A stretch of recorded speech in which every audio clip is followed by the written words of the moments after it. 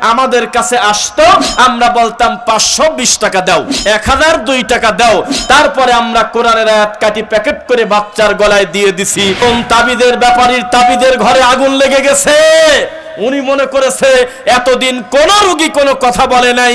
আমাদের কাছে আসতো, আমরা বলতাম 520 টাকা দাও, 1002 টাকা দাও। তারপরে আমরা কোরআনের আয়াত কাটি প্যাকেট করে বাচ্চার গলায় দিয়ে দিছি, পিছনে ফিরে তাকায় নাই। এ আবার কোন দিন আসলো? তাবিজ লেখার আগেই আমাদের রোগী কমছে তো কমছে, রোগী আমাদের প্রশ্ন করে এই তাবিজ তাদের লিখে দিলেন, এটা দলিল আছে কোন জায়গা? আগে মিলাদ পড়াইছি, একটা লোক কোনো বিরোধিতা করে নাই। বাপ মরছে গত রমজান মাসে, প্রায় 7 দিন বাড়িতে মিলাদ দিয়েছে, 3 বার কুলখানি মৌতিখানা করলাম, একটা লোক বিরোধিতা করে নাই। কিন্তু ইদানিং কি একটা বিপদ, এখন মোড়ে মোড়ে ছোট ছোট বাচ্চারা বলে মিলাদের দলিল নাই।